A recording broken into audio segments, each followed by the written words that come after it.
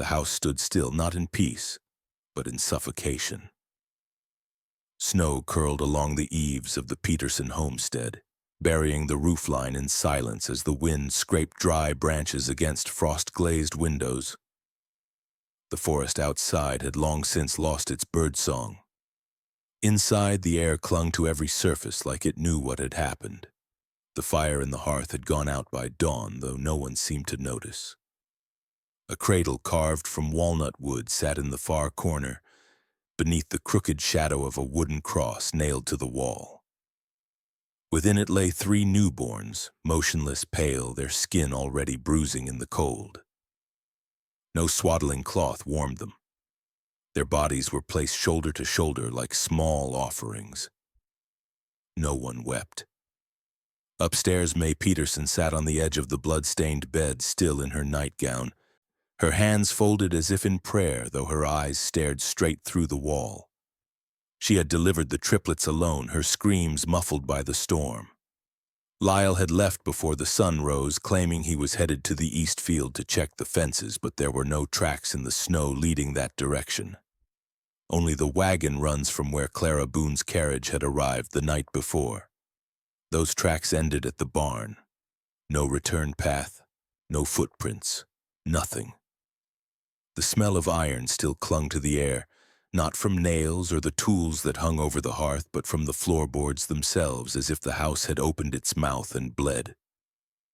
Somewhere beneath the boards, mice scurried toward the warmth of the cradle, drawn not by curiosity but instinct. Death had a scent to them, and this one, in triplicate, whispered louder than most. Lyle returned by midday, his collar buttoned high, his boots clean, his hands red not with blood but lye. He did not look at his wife. He did not touch the children. He entered the back room and returned moments later with 3 linen wraps and the same pine box used each winter for butchering. May had not moved. When he approached her, she did not flinch. Only when he gently pressed her shoulder and said they mustn't linger with the bodies did her eyes shift. But she said nothing. Her mouth parted as if to form a word, but her lips dried in silence.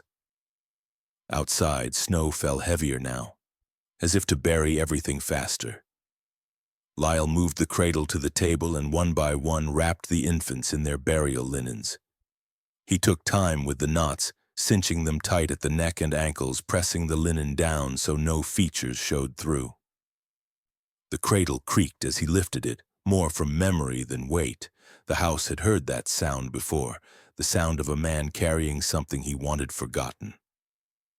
He dug their grave with bare hands. The ground refused to part easily, but he insisted the shovel not be used. Instead, he broke apart the soil with a flat stone and tore through the frozen topsoil by kneeling, muttering verses from the Book of Psalms between each breath. Behind him, the barn loomed with its doors slightly ajar. A crow landed on the gatepost but made no sound. The world around them had gone mute, not quiet. Mute. By the time he returned to the house, dusk had settled. May had not moved from the bed. She was pale now, her gown soaked through with dried blood and milk that had not been claimed. Lyle stood in the doorway and studied her with the gaze of a man who had measured life in obedience, not affection. He did not approach her. He turned toward the cradle and lifted it again, this time empty, and carried it into the cellar. There, among shelves of preserved vegetables and salted meat, he placed the cradle beneath the stairs and covered it with a folded quilt. The same one his mother had sewn after the stillbirth of their first child, 15 years earlier. Upstairs, the wind caught the edge of the roof and pried a slate loose, sending it crashing into the side yard. Lyle did not react. He remained in the cellar a moment longer, eyes fixed on the wooden cradle like it might move again. Then he reached up toward the rafter and untied a long strip of animal hide, freshly cured. He ran it through his fingers once, then wrapped it around his wrist and walked back into the house without a word. Night took the house without protest. No lanterns were lit. No prayers were said. The room with the bed remained dark. May stared at the ceiling with her hands still folded, her body beginning to cool beneath the same covers that had once welcomed life. Outside, the snow erased every footprint but one. The path between the house and the grave, where 3 lives had entered the world and been returned to the earth before anyone beyond those walls even knew they existed. And in that house, the silence was no longer waiting. It had settled in. Permanently. The lantern flickered in Lyle's grip, casting long shadows across the packed snow as he trudged toward the edge of the woods, where the earth dipped into a shallow grove beside the willow tree. The pine box scraped against the sled behind him, muffled only by the frost-heavy wind winding through the trees. He hadn't told anyone, not the constable, not the clerk, not even the congregation who trusted him with their dead and their children alike. 3 lives had entered the world beneath his roof and now would return to the soil before a single soul knew they had ever existed. He said it was mercy. He said it was God's will. But what he truly believed, what he whispered when no one listened, was that some flesh is better unbreathed. He dug in silence, knuckles bloodied from where the shovel slipped and tore skin. There was no ceremony, no hymn, no final word. The grave was narrow and deep, just wide enough for the box, which he lowered alone. The lantern cast an amber glow over the ground as he covered it, hand by hand, pressing the soil down firmly with his boots when the shovel grew too loud. He did not cry. He did not pause. And when it was finished, he knelt beside the mound and pressed his palm flat against the dirt as if to feel for movement. There was none. Stillborn, he would tell them, 3 at once, a tragedy. A curse, some might whisper, but no doctor would be allowed to touch them and no death would be recorded. May hadn't spoken since the night the births began. She hadn't moved from the corner chair where her nightgown dried stiff with blood. Her eyes followed Lyle like shadows, silent but awake, and when he placed a bowl of broth beside her the next morning, she let it go cold without lifting the spoon. He told her they had passed in their sleep, that they hadn't suffered, that the Lord took them quick, the way he does when the heart isn't strong. But Lyle had felt their hearts himself, tiny thumps like moth wings beneath bone, and he had waited for the rhythm to stop. Not once, not twice, but 3 times, 3 different hours, as if testing a theory. And afterward he had wrapped them the same way he wrapped hens for market, tight, without breath. The neighbors came 2 days later after noticing Clara Boone's cart still idle near the barn.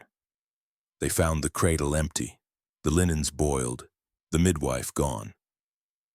Lyle stood at the door with his Bible in hand and told them it had been a hard winter. Stillbirths, he said. May wasn't ready for visitors. No need for a doctor, God had already taken what he needed. They nodded, uneasy but trusting. He was, after all, the man who prayed over their children, who blessed the wheat each spring. But none of them saw the dirt beneath his nails, or the tremble in May's lip when no one looked, or the faint lullaby still echoing from the cellar even though the cradle had been buried days ago. Clara Boone had delivered nearly every living child in Chesterfield since the cholera winter of 1819. Her name was trusted, her hands known, and her journal thick with the details of every birth she'd seen. The screaming hours, the silent ones, the ones that left mothers hollowed, and the ones that ended in joy. On the 7th of January, she left just before dusk with her satchel, a wool shawl wrapped tightly around her shoulders and a folded cloth stitched with the Peterson initials. She told the clerk she wouldn't be long. The Petersons were expecting a child, maybe 2. She was never seen again. By morning, her cart was discovered near the frozen edge of Marrow Creek, not tipped or broken, just still. The reins were looped carefully over the post, and the mare hadn't wandered. The satchel was gone, but a clean rag was caught in the brush beside the water, neatly folded, then dropped. No footprints trailed beyond the road, just snow, perfectly undisturbed. When questioned, Lyle said Clara had never arrived. He claimed May delivered alone. He said he'd sent word, but the message must have missed her. He shook his head like a man ashamed of tragedy, not deception. No one challenged him, not then. Days later, her home was unlocked. Her firewood stack remained untouched. Her dog barked through the night until someone fed it. Her journal was gone. The drawer where she kept records had been emptied, not rifled, not robbed, removed. Her name was scratched off the ledger at the county hall, not in ink, but with a blade. The space where her record once was had been scraped until the paper thinned to holes. When the clerk tried to report it, the page itself had vanished. No one could recall who had seen her last. No note, no body, no blood. In time, people whispered that she had run off. That perhaps she'd lost one child too many and walked into the woods to end the ache. But others remembered her differently, methodical, careful, proud of her work. She had once kept a needlepoint beside her fireplace that read, "Every child is watched twice, once by me, once by him." And she believed that. I believed it enough to never miss a birth. Until now. May never asked about her, never mentioned the woman who should have been at her side that night. And Lyle, when pressed again, said he prayed for Clara's safe return. But in private, he visited the barn each night, locking the door behind him. And in the rafters above the hayloft, hidden beneath a torn feed sack, were the shoes Clara had worn, damp, rigid with cold, still tied.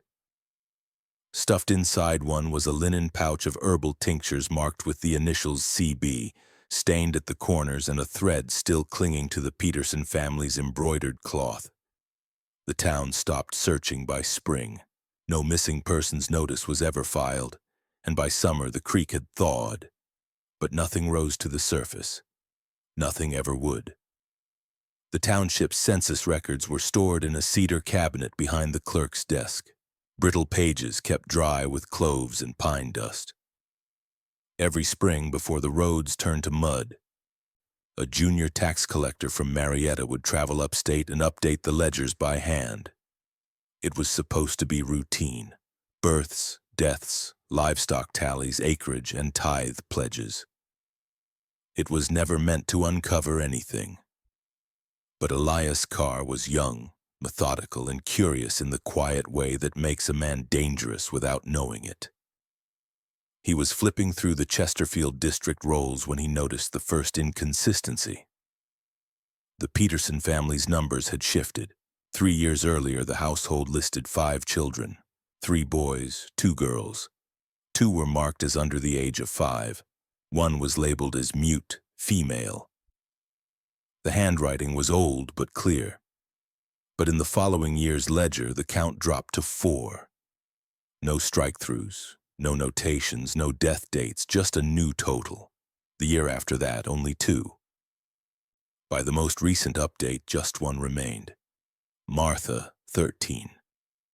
No explanation, no burial record, no clerical error.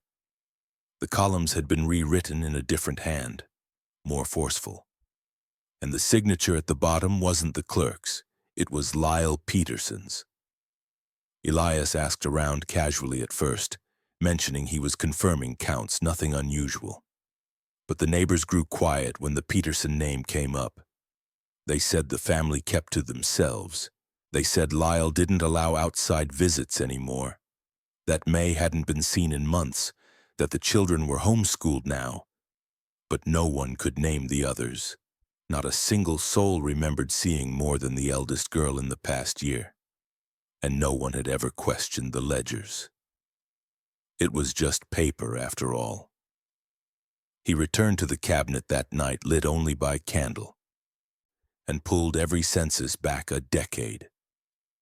In the margins of the earliest books, he found annotations, not official ones, but little marks in pencil. Shapes beside names, symbols instead of dates. A half circle, a triangle, a dot. They appeared beside households where a death had occurred young. Elias flipped through faster, his finger landing again and again on those strange notations. But what chilled him was what came next. Every family with a mark also had one other thing in common. They had once been prayed over by Reverend Peterson. Back in his boarding room, Elias scribbled down every entry, every pattern. But before dawn, he stopped. He realized that Peterson's own record never bore a symbol. Not even once. As if whoever made the marks believed the family didn't require one. As if death, when it came from within the house, didn't need tracking. Because someone already knew. He folded the notes into his satchel and planned to bring them to the county clerk by week's end. But 3 nights later, his room was ransacked. Nothing stolen, just the ledger pages, gone. And Elias, shaken but silent, left Chesterfield before the week ended. He never returned. The Peterson smokehouse had long stood at the edge of the property, slanted with age and blackened from decades of hickory smoke. It was said to be built by Lyle's father before the war, before the fields had fences, before the prayers in that house turned sharp and strange. No one was welcome near it, not even kin, though it hadn't smoked a cut of meat in years. The townsfolk assumed it was used for storage now. Root vegetables, tools, maybe salted hides. But no one asked, and no one dared check. Children, though, are creatures without the wisdom of fear. In early April, when the frost broke and the creek ran high, 3 boys from the neighboring farm wandered too close. They had followed a rabbit through the field, skipping stones and laughing, until the oldest dared the others toward the dark building where no laughter belonged. The smokehouse door hung loose on one hinge, creaking just enough to part at their push. Inside, dust thickened in the air like soot. Everything was dry, still, wrong. They poked at wooden crates and moldy burlap sacks until one boy dropped a pebble through a crack in the floorboards and heard it clink against something not wood or dirt. Curious, they pried the floor slat up with a rusted trowel left behind. Beneath it was no treasure, just a cavity in the earth, shallow and narrow, lined with stones. At first, it looked empty, but then the light caught a glint, something strung like a necklace knotted with coarse black thread. One of the boys pulled it free, and what hung from the string made them fall silent. It was a loop of teeth, small, white, and curved at the root. Baby teeth, unmistakable, bound together with horsehair and stiffened with a substance that smelled like old tar. The resin clung to their edges, dark and sticky, sealing the spaces between each one as if to preserve them from decay. There were at least 2 dozen arranged in a perfect circle, like a charm meant to ward off something that had already arrived. One tooth was cracked, another still held a trace of blood deep in its socket. The boys dropped it and ran. One told his older brother, who told the miller's wife, who whispered it to her pastor, who said nothing. But the Peterson smokehouse remained untouched after that. No one spoke of what was found. The object vanished before it could be turned over to the town's watch. Lyle never asked about the trespass, but 2 days later the smokehouse door was sealed shut from the inside, and a new iron hook appeared on the outside wall, shaped like a shepherd's crook driven deep into the wood, as if to mark it. The next time someone approached, the building smelled of burning hair. And from the chimney, for the first time in years, a thin coil of dark smoke twisted into the sky, too faint to be meat, too slow to be clean. In the back room of the Peterson house, beneath loose floorboards tucked behind the pulpit chest, lay the bound sermons of Reverend Lyle Peterson. Not the ones he preached, those were stored neatly in the church archives, full of gentle rebukes and scripture about harvest and grace. These were different. These were personal. Written in a hand far tighter, darker, the lines closer together like the words themselves didn't want to be seen. No dates, no titles, just numbers, columns of them marked in charcoal, circled and crossed in strange patterns. At the top of every page, a symbol that was not a cross but looked like a child's drawing of one, warped, with a second vertical line scratched faintly beneath it. As the town's new minister helped clean out the rectory after Lyle's sudden resignation, he came upon the writings hidden among old hymnals. He had assumed them to be prayers at first, until he read closer. The writings did not speak of God's mercy. They spoke of lineage, of bloodline clarity, and of removing the veil of corruption laid upon children born from flesh alone. The term, the Fast of Sevens, appeared again and again, paired with dates, birth hours, and names that had been scratched out so forcefully the paper tore. Lyle had written with purpose, not madness, but something far worse, intent. The triplets, he wrote, were born at dawn. 7th hour, 7th day, 7th month by sacred reckoning, for he did not follow the Roman calendar but an old agrarian cycle traced from equinoxes and crop moons. According to his numbers, January 7th was not a random day. It was the 7th under the vein sign, the midpoint between frost and thaw. In his belief system, it was the only day when flesh could be offered back without contamination, if taken before the first sunrise breath. Lyle had fasted for 7 days prior to their birth. No meat, no speech, no bedding. He had shaved his head beneath the barn rafters and slept beside a lamb with a ribbon around its neck, until the lamb died, as written, without blemish. The child's blood, he said, had to follow it, or the sin would remain in the marrow. His words were not frenzied. They were meticulous, calm. The theology was self-made, yet structured like doctrine. He believed children born on the 7th carried both curse and cure. If left untested, they would rot the family tree. But if culled in purity before their lungs could draw corrupted breath, they could anchor the line. He recorded their arrival not in joy, but with mathematical notation, weights, pulse patterns, cry durations, all ending in a final line, thrice born, thrice stilled. The root is sound again. It wasn't madness that haunted the Peterson house. It was designed, and it had rules. Always 7, always silent, always before light. The triplets were not his first calculation, and by the weight of the final page they would not have been his last. The barn behind the Peterson house had become a silent ruin of years. Roof sagging, nails rusted, hay spoiled by mold. But Martha still went there. Every morning just after sunrise, and again before the last of the lights slipped behind the hills. She never spoke. She never had. Not since the fever took her hearing as a toddler, followed by her voice soon after. But silence, as her father often said, was a gift in a noisy world. To him, she was proof that obedience could be born into a child. What he didn't know, or refused to see, was that Martha had never been obedient. She had just been watching.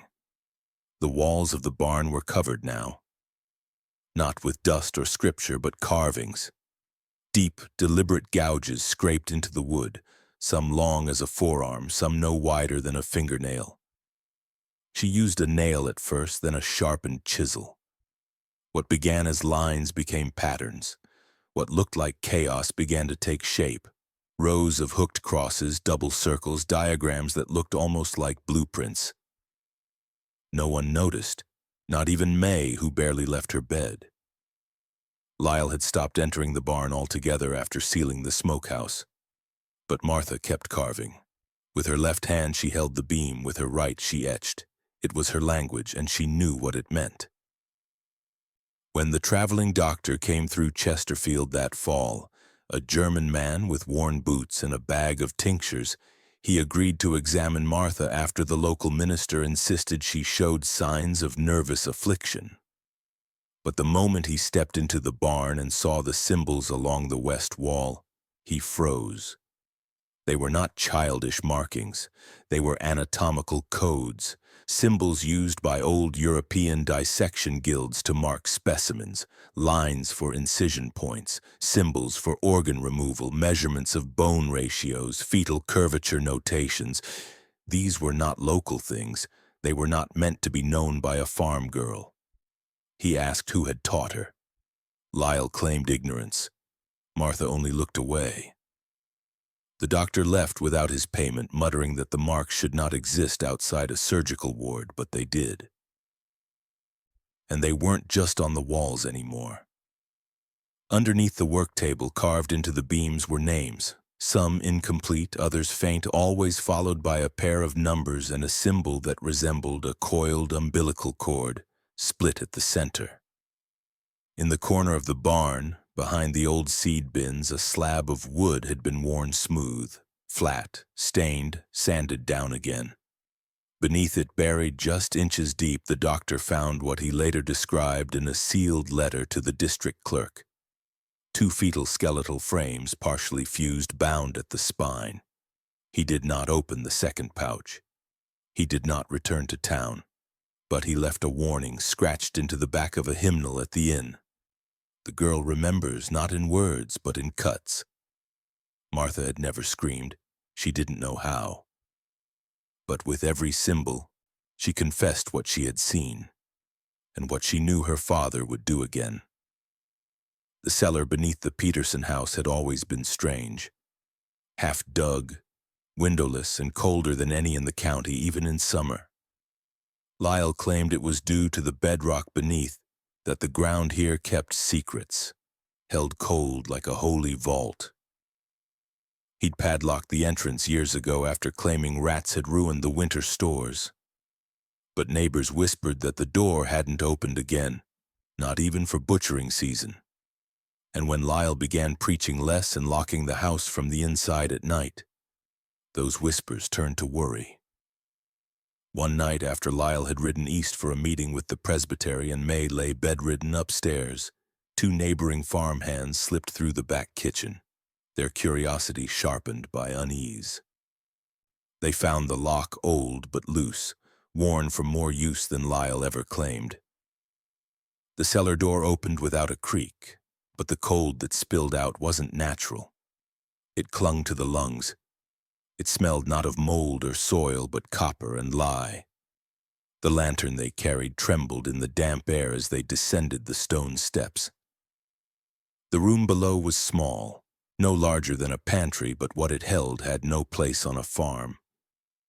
On the far wall, a wooden bench sat in the center of the dirt floor, shaped not like a chair or a butcher's block, but a cradle, oversized with deep grooves where the wood had been worn down by repeated movement.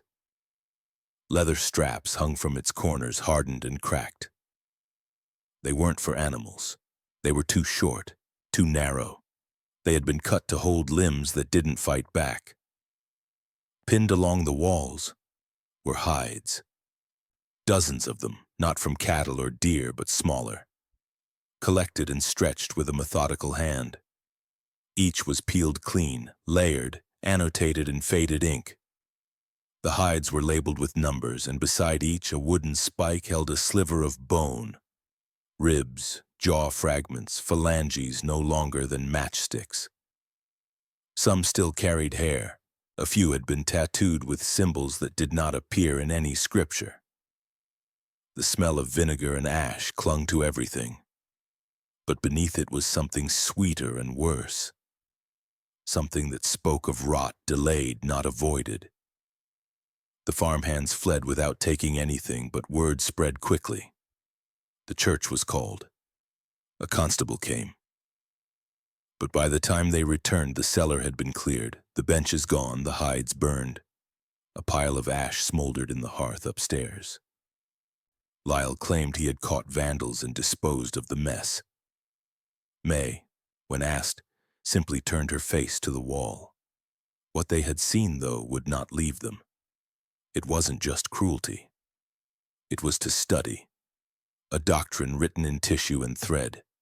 Every hide told a story of something peeled back to find what lay beneath. Like Lyle believed innocence was only skin deep, and beneath it, truth had to be revealed with a blade. Behind the altar of the First Church of Chesterfield, nestled deep in the carved recess of the old pine-wood cabinet, a book lay hidden beneath folded linens and broken offering plates. It was a hymnal, identical in appearance to the dozens stacked in the pews, but heavier. Dust had sealed its edges shut like time itself was trying to keep it closed. When the deacon lifted it, the binding cracked, and a flake of something dark fell from between the pages. He thought it was ink until he saw how it had soaked through multiple leaves, how it had dried brown-red, and how it smelled faintly metallic even decades later. It was blood, human most likely, pressed into scripture. The hymnal bore Lyle Peterson's initials on the inside cover, written in the same clean hand he used for his sermons. But unlike those carefully worded passages he read aloud on Sundays, this book had been transformed, not erased, but rewritten over and over in margins and underlines and coded substitution. Familiar hymns had been altered, words crossed out and replaced, verses inverted. The word joy was replaced in every line with stillness. Grace became cleaning. Blood of the Lamb was annotated with the words drawn early and purest. Whole stanzas were scratched out and replaced with handwritten prayers referencing silence as obedience, skin as offering, and the breaking of the body as the only door. One hymn in particular had been rewritten 3 times in darker ink each time, the original melody nearly blacked out. Below it was a line penned in Latin, one that didn't appear in any Christian canon but resembled a medical incantation, a rough translation of which referred to expelling the scream through marrow. At the bottom of that same page, a date had been marked, January 7th, a circle around it. Then a tiny symbol in the shape of an open eye with a line through the pupil. As the new reverend read through the marked pages, a pattern emerged. Lyle had used this hymnal not for worship but for mapping, a private guide disguised in holy text for something much older than church. Rituals cloaked in psalm, commands disguised as lyrics. Every passage was structured around one idea: that flesh can be corrected, not through prayer, not through love, but through trial. Binding was mentioned repeatedly, wrists, mouths, wombs. Notes in the margin described children born unclean of breath and instructed remove before imprinting begins. Silence was not a virtue, it was a condition. The goal was not to raise children, but to cleanse them. The blood on the pages had dried in finger smears and droplets. Some soaked through to the cloth cover. This was not a book dropped in an accident. This had been held open, touched, perhaps even read during the act. When the hymnal was finally removed from the church and examined by the district office, half its pages went missing. No theft was recorded. No one claimed to have seen who took them. But when the new service began the following week, parishioners reported something strange. The final hymn printed in the Sunday bulletin had been changed. The melody was familiar, the words were not. And at the bottom of the sheet, someone had printed a single phrase in small, neat script. No cry goes unheard beneath the altar. The well stood at the edge of the Peterson land, where the thicket met the clearing, half swallowed by weeds and silence. It hadn't drawn water in years. The soil had shifted, the lining collapsed inward, and Lyle had boarded it shut with a nailed plank and 2 rusted iron straps. But the ground remembered, and so did May's sister Caroline, who had visited only once before, 10 years ago, when May still smiled and laughter had not yet vanished from the house. She had returned now not out of love but dread. May had stopped responding to letters. Her handwriting had always been shaky, but now there was nothing at all. Caroline arrived unannounced with a borrowed horse and a letter of concern from a physician in Marietta. Lyle was away in town. The house greeted her like a body-long cold. Nothing stirred, not even curtains. She found May in bed, skeletal, eyes dim, lips cracked.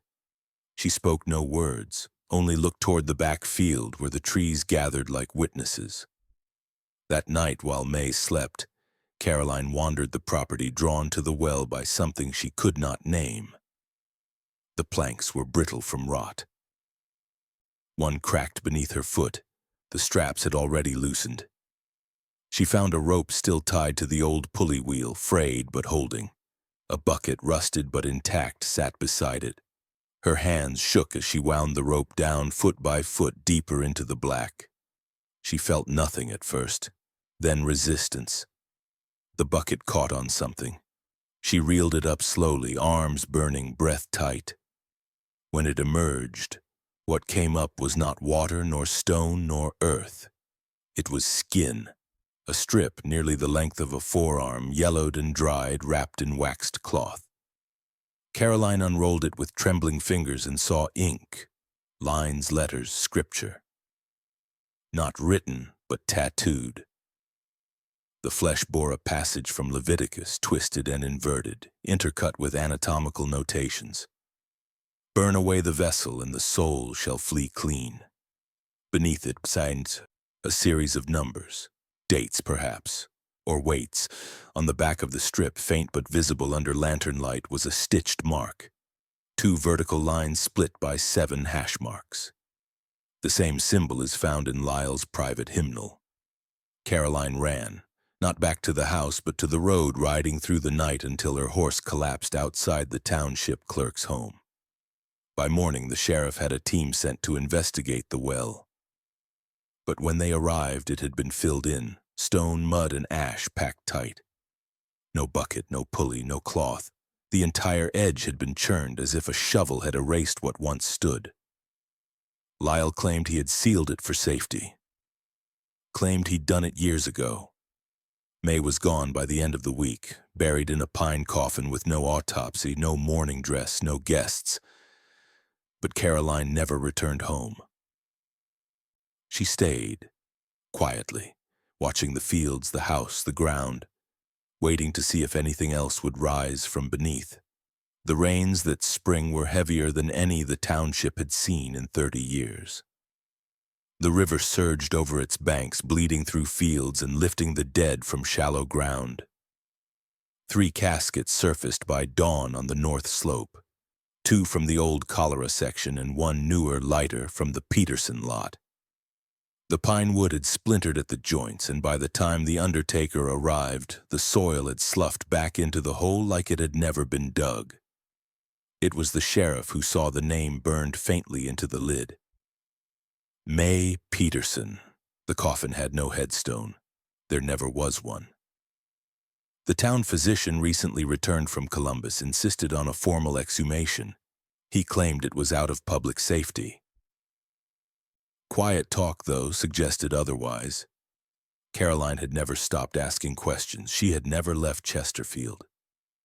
She was there that morning, too, standing beneath her umbrella, lips pressed thin, hands shaking as the lid was pried open. May's body was remarkably intact. Her face bore no sign of violence, only the waxy stillness of someone long undone. Her limbs were folded neatly, her skin yellowed but preserved. Her eyes had been sewn shut, which was not local custom. Her hands were clutched over her chest, but something about the posture looked wrong. Too tight, too staged. When the doctor moved to examine her abdomen, the swelling struck him first. The stomach was distended, as though she had died full, though she'd been wasting away when last seen. He ordered a careful incision, and what spilled out was not bile or decay. It was teeth. Dozens of them, hundreds maybe, tiny milk teeth, clean and unrotted, dry and smooth like polished ivory. They tumbled out of her like stones from a split sack, clinking against the basin, skittering across the table. The physician froze. He had seen every sort of death, disease, stillbirth, starvation, but this was something else. The stomach wall bore no signs of digestion. The teeth had not passed through food. They had not been chewed. They had been swallowed whole. Not a single tooth was cracked. Not a single root burned by acid. Her throat, when examined, showed signs of abrasion, layered scarring, as if something had been forced down in small handfuls over time. Her tongue had nearly atrophied. But worse still, her jaw was shattered, not by time or decay, but by force. The bone had been split at the hinge and pressed backward, like it had been broken after death. Her molars were intact, but several of her own front teeth were missing. They were found later inside her stomach as well. No cause of death was recorded. The town clerk refused to sign the certificate. The remains were sealed in a government box and sent to the state capitol for review. But Caroline insisted on keeping 2 of the teeth. She had them mounted on a necklace, which she wore tucked beneath her collar from that day forward. Speculation spread quickly, but no charges were filed. Lyle Peterson had disappeared weeks earlier, citing sabbatical never to be seen again. His wagon was found abandoned 3 towns south near the ruins of a burned mill. Inside it were only 2 things: a rusted set of infant restraints and a pocket-bound version of the hymnal with the same symbols, this time annotated in Latin beside May's name, followed by a single phrase: "She bore their silence." Some said she had gone mad. That grief and guilt had driven her to consume relics of the lost. Others believed something had been fed to her, ritualistically, methodically, as part of Lyle's doctrine. A symbolic filling, a quiet rebirth, a way to seal within her what could no longer live. But Caroline believed none of it was symbolism. She believed it was record-keeping, that each tooth had been catalogued in Lyle's mind, that May had become his final ledger, the last place he could hide the evidence of what he'd taken. A quiet law passed later that year, allowing emergency autopsy in cases where religious burial traditions had been used to mask trauma. The county denied it was connected, but every gravedigger in Chesterfield began requesting double depth for women's plots. No explanation given, just caution.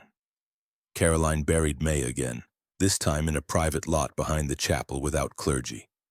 She placed no marker. Only a small iron ring buried 6 inches down with 1 tooth inside. The second she kept. When asked why, she said it was to remember.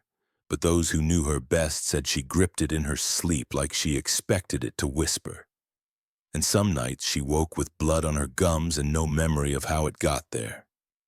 The well remained sealed, but the cellar door began to creak again, even when locked, and the floorboards above it pulsed softly in the night, as if something beneath still wanted to be heard. In the late summer of 1828, 2 local historians working to archive the Chesterfield church records came across a box that didn't belong. It had no church crest, no family seal, no date. The box had been hidden beneath broken pew planks in the attic rafters of the old rectory, nailed shut from the inside. When pried open, it revealed decayed cloth wrappings, 3 water-warped journals, and a copy of a manuscript that none of them recognized. Its pages thick and yellowed, the text written in archaic English with faded footnotes in Latin and Gaelic. The title, stamped in flaking gold across the cover, read, "On the Moral Restoration of Marrow Through Hollowing of the Unmade." It had been printed in 1781 somewhere in Ireland, attributed to a Protestant cleric and amateur physician named Ephraim Dork. There were no copies of the book in any public index, but the back page contained a brief scrawled note. Banned from Trinity Hall. The author hanged. Doctrine condemned by both church and crown. Yet what unsettled the historians more was how familiar the language felt. The theories inside mirrored nearly word for word the annotations found in Reverend Lyle Peterson's private sermons and hymnal marginalia. Dorch's thesis was written as a fusion of theology and anatomy. It argued that children, particularly those born under certain lunar or seasonal alignments, arrived into the world with excess impressions of ancestral sin imprinted deep within their marrow. These impressions, he believed, could not be cleansed through prayer or repentance alone. They had to be cut away. The practice he called hollowing involved surgical removal, not of organs or limbs, but of what he referred to as spiritual tissue, a concept that blurred between metaphor and physicality. He proposed that if sin nested in the softest parts of a growing child, it could be coaxed out through shallow, repeated incisions made at key growth intervals. The first stage was observation, tracking breath patterns in sleep, irregularities in crying, unclean reactions to parental touch. The second was measuring, a precise documentation of body ratios, nail shape, cartilage growth, and skull weight. The third stage was the act itself, not mutilation, Dorch insisted, but correction, a form of spiritual surgery carried out through skin, not upon it.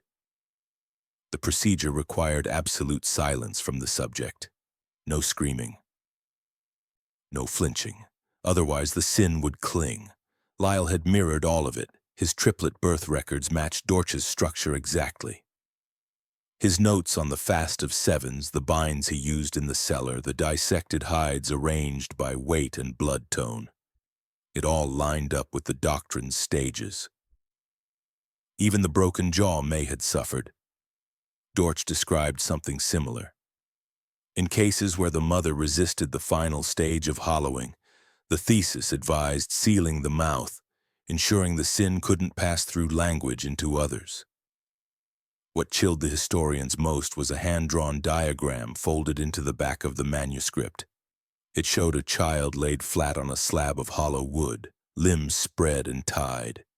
Incision points were marked by tiny crosses: neck, chest, thighs, ankles, wrists, and, most disturbingly, under the tongue. Below the image, written in Lyle's own handwriting decades later, were 5 initials. 3 had been crossed out, 2 remained. The document was sent to Columbus for further authentication, but the state archivist responded in a letter that the thesis never existed in the official academic record. Trinity Hall denied any knowledge of Dork. Church records listed no such man in Protestant ranks. But the manuscript was real. Its ink soaked through. Its pages bore the smudges of hands that had turned them often. A month after the discovery, one of the historians vanished. No sign of forced entry, no struggle. Only a single page from the Dorch manuscript was left on his desk, weighted with a candle stub. The page had been torn cleanly from the chapter on returning stillborns to use. The town sheriff, already weary of the Peterson case, declined to pursue the lead, said the man likely left of his own accord. People go mad digging into graves. But Caroline knew better. She had seen Lyle's annotations. She had read his doctrine aloud in her head until it burned behind her eyes. Hollowing wasn't just about the removal of sin, it was about preservation.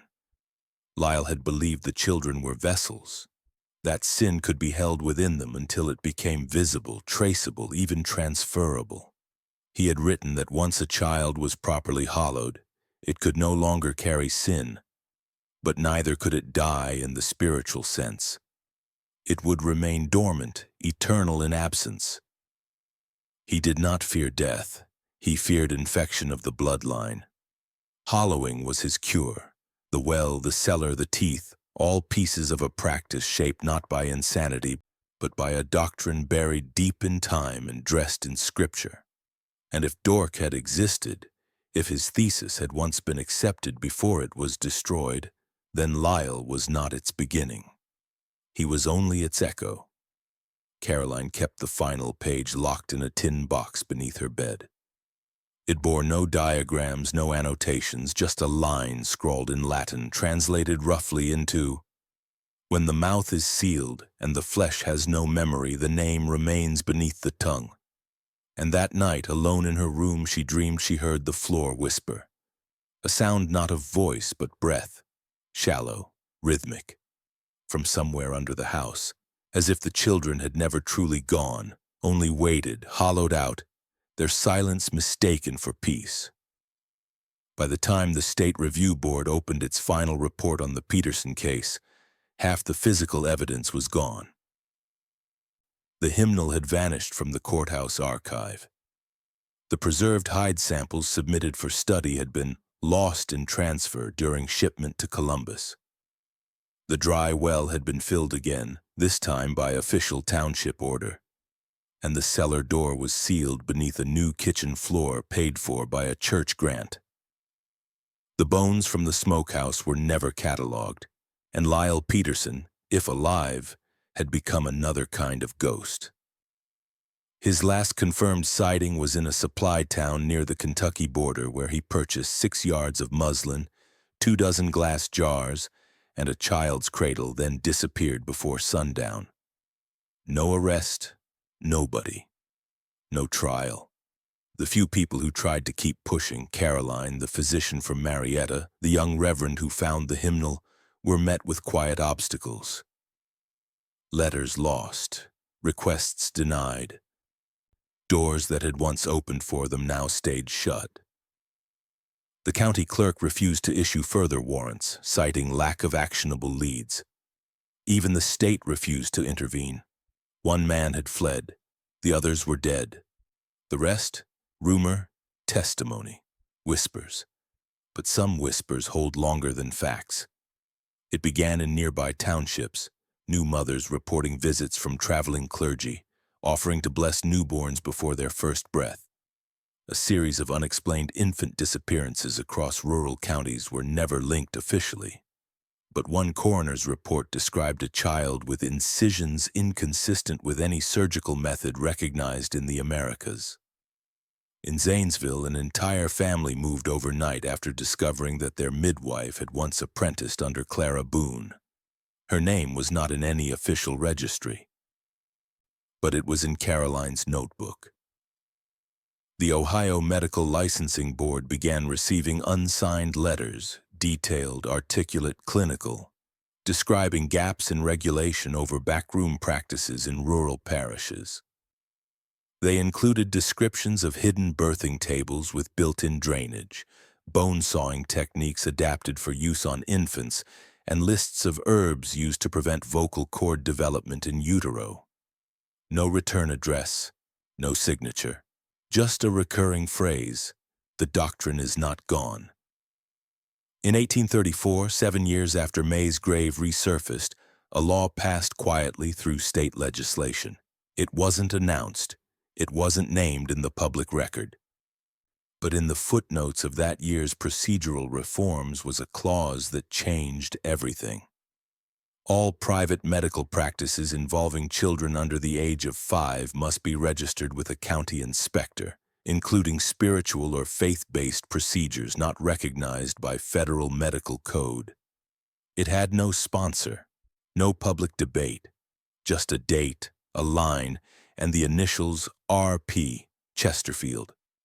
The clause became known unofficially as the stillborn provision, though no such term appeared in print. When questioned, the board called it precautionary, nothing more. But the effect was immediate. Rural births were audited, independent midwives fled, church sanctuaries shuttered, and the whispers turned inward, quieter but sharper. Caroline remained in Chesterfield until her death. She never married, never left the house. But once a year, on the 7th day of the 7th month, she would leave a small bundle at the edge of the Peterson land, wrapped in linen, soaked in salt, tied with iron thread. She never explained them. When asked, she only said, "He marked time with the wrong calendar, but the ground remembers." In 1840, a small stone marker appeared beside the township chapel. No ceremony, no public record, just a crude inscription chiseled into old granite, placed upright with mortar and care. It read, "The silence must end." Below it, faint and almost missed, was a circle. Inside the circle, 7 straight lines crossed through the center. the same mark was found beneath May's tongue. No one ever claimed responsibility for the stone. The church never acknowledged it, but no one removed it either. The children who passed by on the way to school began leaving teeth beside it. Tiny ones, found in drawers, under pillows. A new kind of ritual, not one of faith, but memory. The final line in the last journal Caroline left behind read only, "He was not the beginning, but he believed he was the end, and in many ways, he was." Lyle Peterson's case would be studied for decades under different names. The Chesterfield Doctrine, the Hollowing Gospel, the Marrow Ledger. But none of the scholars could agree on whether he was insane, possessed, or simply a man who believed something too old for language. There were no clinical terms for what he did, no legal precedent for the way he wrapped ritual in scripture. But history had already buried the facts. All that remained were pages, names, and soil that refused to forget. And when wind moves across the hills of Chesterfield at night, some say the sound it makes through the trees isn't quite natural. It's soft, rhythmic, a hush layered beneath the breeze like breath, like something asleep but not gone. The doctrine was never written into law, but its echo passed through it, and the law they passed to stop it. No one wanted it, but something deeper did.